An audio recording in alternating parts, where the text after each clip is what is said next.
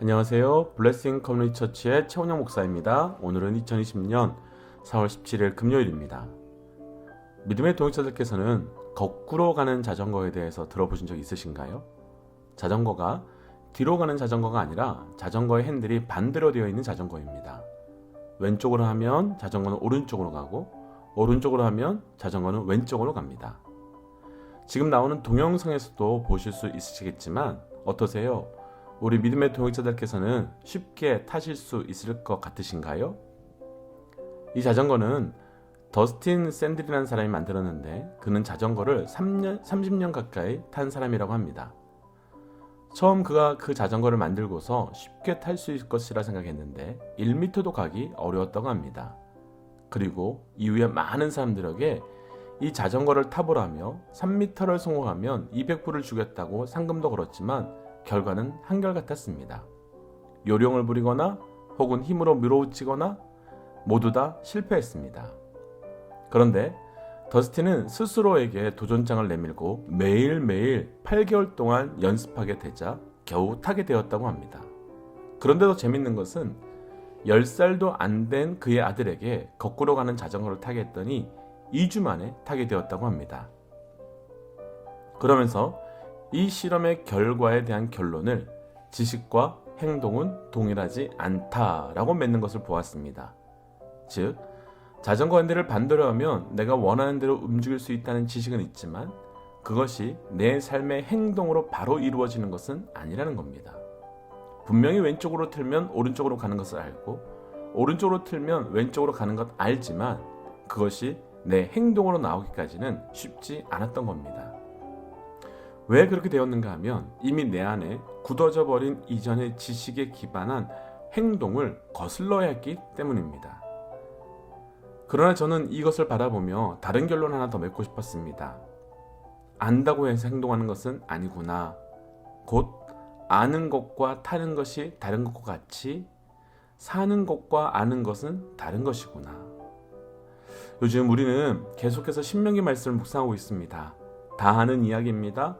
수도 없이 들었고 보았던 말씀입니다. 그런데 왜 우리가 그 말씀을 듣고 또 보고 해야 할까요? 그래야 사라지기 때문입니다. 앞에서 이야기한 대로 더스틴은 지금까지의 자전거 타는 습관을 바꾸기 위하여 8개월이 걸렸는데 그 아이는 2주밖에 걸리지 않았다고 합니다.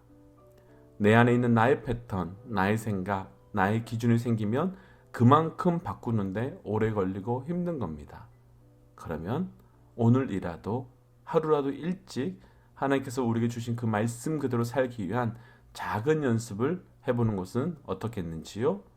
그래서 오늘 나눌 찬양은 주님 말씀하시면 이라고 하는 찬양입니다.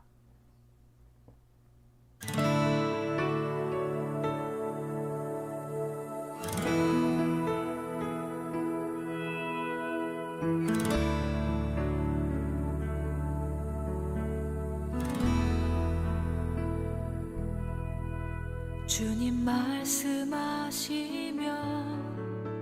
내가 나가리다.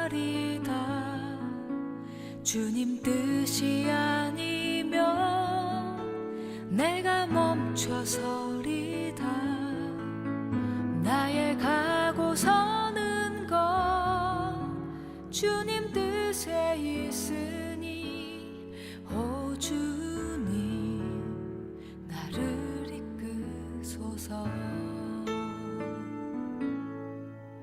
주님 말씀하시면 내가 나가리다. 주님 뜻이 아니면 내가 멈춰서리다. 나의 가고 서는 것 주님 뜻에 있으니 오 주님 나를 이끄소서. 뜻하신 그곳에 나 있기 원합니다. 이끄시는 대로 순종하며 살리니 연약한 내 영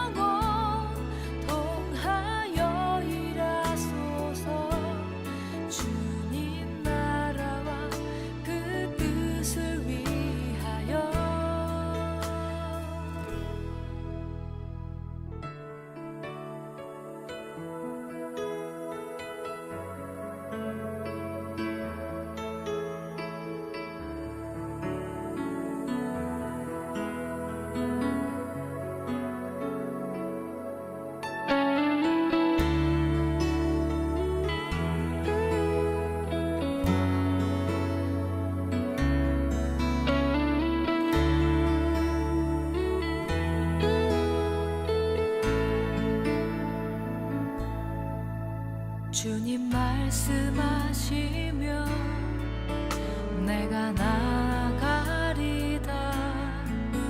주님 뜻이 아니면 내가 멈춰서리다. 나의 가고 서는 것 주님 뜻에 있으니 오 주님 나를 이끄소서.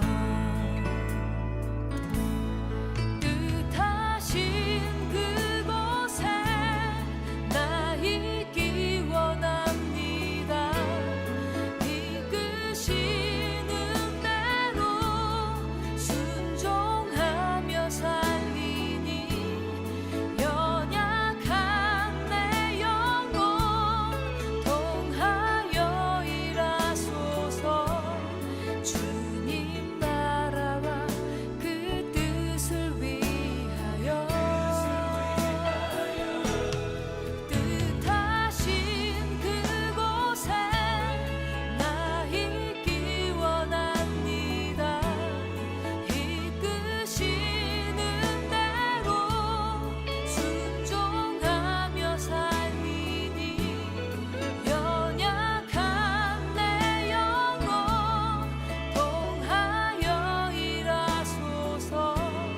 주님 나라와 그 뜻을 위하여 오 주님 나를 이끄소서.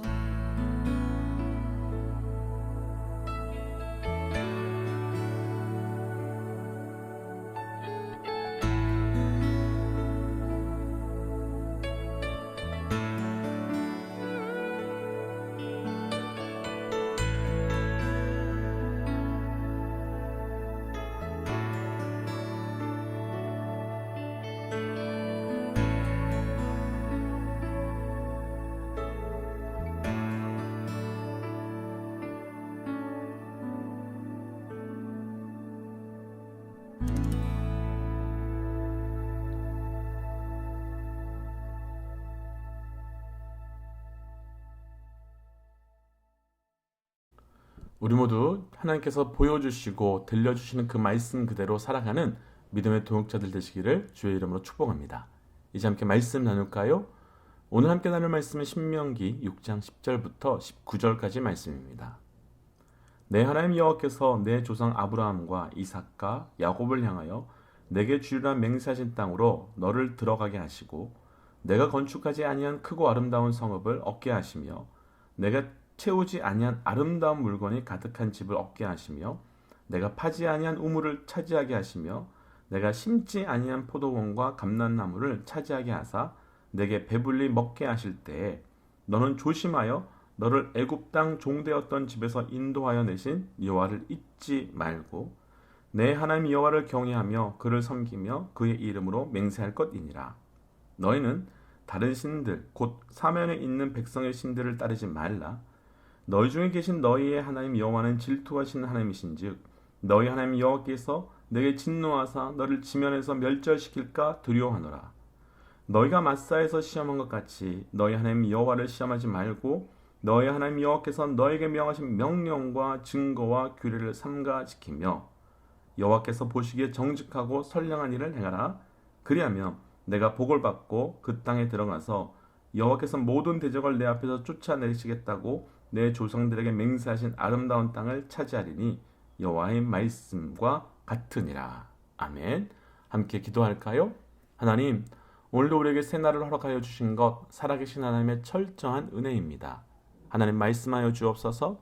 듣는 만큼 변하고 변하는 만큼 행동하고 행동함을 통하여 말씀과 성령의 열매를 맺어갈 수 있도록 우리 가운데 역사하여 주시옵소서.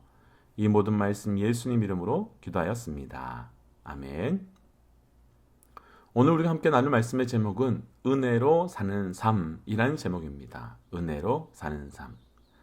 믿음의 사람의 가장 큰 특징 중에 하나는 은혜로 사는 것 같습니다. 그래서 잘 될 때도 은혜라고 말하고 힘들고 어려울 때도 은혜로 살 수 있다고 말합니다. 은혜의 헬라어가 카리스이고 이게 영어로 바뀌면서 그레이스. 그래서 우리는 은혜를 그레이스라고 합니다. 생각해보면 하나님께서 우리 삶에 주신 은혜는 한도 끝도 없습니다. 그러나 앞에서 이야기한 것처럼 은혜를 아는 것과 은혜로 사는 것이 일치하는 것은 결코 쉽지 않습니다. 오늘 말씀을 통해서 우리가 은혜로 사는 것이 무엇인지 함께 묵상하고 우리 모두 오직 은혜로만 살아가는 믿음의 동역자들 되시기를 주의 이름으로 축복합니다. 첫 번째, 은혜로 사는 삶 10절 11절 말씀입니다. 내 하나님 여호와께서 내 조상 아브라함과 이삭과 야곱을 향하여 내게 주리라 맹세하신 땅으로 너를 들어가게 하시고 내가 건축하지 아니한 크고 아름다운 성읍을 얻게 하시며 내가 채우지 아니한 아름다운 물건이 가득한 집을 얻게 하시며 내가 파지 아니한 우물을 차지하게 하시며 내가 심지 아니한 포도원과 감람나무를 차지하게 하사 내가 배불리 먹게 하실 때에. 아멘. 먼저 말씀 그대로 우리 믿음의 동역자들에게 그대로 축복하고 싶습니다. 우리 믿음의 동역자들의 삶에도 동역자들께서 건축하지 않은 크고 아름다운 성을 얻게 되며 채우지 아니한 물건들로 집안이 가득하게 되며 파지 아니한 우물들로 우물을 차지하게 되며 심지도 아니한 포도원과 감람나무로 인해 풍성한 수확을 누리는 삶이 되시기를 정말로 주의 이름으로 축복합니다. 정말 요즘같이 코로나로 인해서 힘들 때는 정말 우리 믿음의 동역자들에게 이런 은혜가, 이런 사건이 정말 있었으면 좋겠습니다. 그러나 우리 삶에 이런 은혜가 은혜로 끝내기는 정말 쉽지 않은 것 같습니다. 은혜로 비즈니스를 오픈했습니다. 그런데 어느 날부터인가 그 비즈니스 때문에 주의를 지키지 못합니다. 은혜로 자녀가 좋은 학교에 갔습니다. 그런데 이제부터는 좋은 직장에 가기 위해 교회를 포기합니다. 은혜로 건강을 주셨습니다. 그런데 어느 날부터 그 건강으로 더 많은 것을 가지려고 신앙을 포기합니다. 분명히 비즈니스, 자녀, 건강, 이 모든 것 다 하나님께서 우리에게 모두 다 은혜로 주신 겁니다. 그런데 어느 날부터 우리 중 일부는 그 은혜로 인해서 하나님을 떠나게 됩니다. 왜 그럴까요? 하나님께서 우리에게 은혜를 주신 이유를 모르기 때문이지요. 하나님께서 우리에게 은혜를 주신 이유는 그 은혜를 누리며 살라고 하기 위해 주셨지 은혜를 무엇을 얻기 위한 도구로 주시는 것이 아닙니다. 사랑하는 믿음의 동역자 여러분, 하나님께서 우리에게 은혜를 주신 것은 그 은혜를 마음껏 누리며 살라고 주신 겁니다. 하나님께서 주신 은혜를 누리며 사는 삶이 되시기를 주의 이름으로 축복합니다. 하나님께서는 안식년에 대해서 말씀하실 때 6년째 일하고 7년째 멈추게 하셨습니다. 안식년을 하면 안식하는 그해, 또 농사를 짓지 않아 먹을 것이 없는 그 다음에, 그리고 수확물이 나오는 그 다음에까지 걱정입니다. 그래서 하나님께서는 6년째에 3년치를 주신다고 하셨습니다. 세상 말로 완전 대박입니다. 그런데 문제는 6년째에 3년치가 거치면 우리는 무슨 생각하시나요? 역시 우리가 하나님께서 안식하실 수 있도록 내 삶의 모든 것을 책임져 주시는 분이 하나님이시구나. 이것이 아니라 하나님께서 더 큰 것 가지라고, 더 큰 것 준비하라고, 더 많은 것을 취하라고 내 삶에 이거 주셨구나 라고 하면서 안식하지 못하고 더 열심히 뛰어나가려고 합니다. 모든 것 하나님께 맡기고 안식하며 하나님을 만나는 영적 복을 누리라고 주신 은혜로 우리는 더 많은 것을 가지려고 이전보다 더 싸웁니다. 왜 3년치를 주셨습니까? 안심하고 안식하면서 나를 따라오라고 하신 겁니다. 하나님이 내 인생을 책임짐을 믿으라는 건데 우리는 그것을 믿지 못하고 안식하지 못합니다. 은혜의 삶은 철저히 신뢰하는 삶입니다. 새도, 들풀도 입히시는 하나님. 그래서 나에게 그 은혜를 부어주셔서 은혜만큼 살게 하시고 또 그 은혜가 끝나고 나면 분명히 새로운 또 다른 은혜를 부어주실 것을 믿는 삶. 그것이 바로 은혜로 사는 삶입니다. 은혜를 도구로 만들지 마십시오. 은혜로 더 많은 것을 얻으려는 통로로 만들지 마십시오. 은혜는 철저히 은혜로 하나님께서 내게 주신 그 은혜, 하나님께서 내게 그 장소에 주신 그 은혜로 누리며 감사하며 그때 그 자리에서 하나님을 누리며 교제하며 찬양하기만 하면 되는 겁니다. 두 번째, 은혜로 사는 삶 12절부터 14절까지 말씀 읽겠습니다. 너는 조심하여 애굽 땅 종되었던 집에서 인도하여 내신 여호와를 잊지 말고 내 하나님 여호와를 경외하며 그를 섬기며 그의 이름으로 맹세할 것이라. 너희는 다른 신들 곧 내 사면에 있는 백성의 신들을 따르지 말라. 아멘. 모세는 이렇게 말합니다. 너에게 은혜를 주셨을 때 조심하여 조심하라. 조심하여 그리고 여호와 하나님을 잊지 말라. 두 번째는 은혜로 사는 삶을 결론부터 나누고 좀 말씀을 정리할까요? 두 번째, 은혜로 사는 삶은 모든 순간 하나님을 기억하는 삶입니다. 사랑하는 믿음의 동역자 여러분, 모든 순간 오직 하나님만을 기억하시는 삶이 되시기를 주의 이름으로 축복합니다. 왜 은혜의 삶에서 하나님을 기억하는 삶이 중요할까요? 일반적으로 사람들은 자기 인생을 해석하는데 크게 네 가지 해석의 틀을 사용하는 것 같습니다. 첫 번째는 인과관계입니다. 이러이러한 원인이 있었기 때문에 이러이러한 결과가 있었다고 합니다. 두 번째는 인과관계로 해석이 안 될 때는 운입니다. 그냥 운이 좋았고 운이 나빴다라고 말합니다. 세 번째, 인과관계도 운으로도 해석할 수 없으면 그냥입니다. 그냥 이유가 없어요. 모르겠어요. 그냥. 그런데 보통은 여기까지지만 우리 은혜의 사람들에게는 한 가지 분명한 더 해석의 틀이 있습니다. 바로 하나님입니다. 왜 우리 삶에 그런 일들이 생길까요? 하나님께서요. 이해하든 못하든 받아들일 수 있든 받아들일 수 없든 왜 이런 일들이 내 삶 가운데 펼쳐질까요? 하나님의 계획 때문에요. 그럼 왜 은혜를 받았는데 모세는 조심하라고 했을까요? 왜냐하면 은혜에만 취하면 하나님을 잊어버리기 때문입니다. 은혜에만 빠져버리면 은혜의 근원이 누구인지 잊어버리기 때문입니다. 그러면 어느 순간부터 은혜가 우리 삶의 우상이 되고 하나님이 아닌 은혜를 따라가는 삶이 됩니다. 우리가 예배하고 따라가야 되는 분은 하나님이지 하나님께서 주신 은혜가 아닙니다. 은혜를 통해 우리가 하나님 보고 만나고 들어야 하는 건 은혜에서 주는 은혜가 아니라 은혜를 주신 하나님의 그 속성, 하나님의 섭리, 하나님의 하나님됨을 그 은혜를 통해서 보고 듣고 경험해야 하는 겁니다. 사울의 이야기를 한번 해보고 싶습니다. 왜 사울이 그렇게 다윗을 죽이려고 했고 왜 말씀을 어겨가면서까지 직접 자기가 예배를 인도했습니까? 하나님께서 내게 주신 왕이라고 하는 그 자리가 은혜의 자리였는데 어느 순간부터 그 왕이라고 하는 자리가 내가 지키고 내가 가져야 하는 우상의 자리가 되었기 때문입니다. 하나님께서 우리 삶에 은혜를 주신 게 참 많습니다.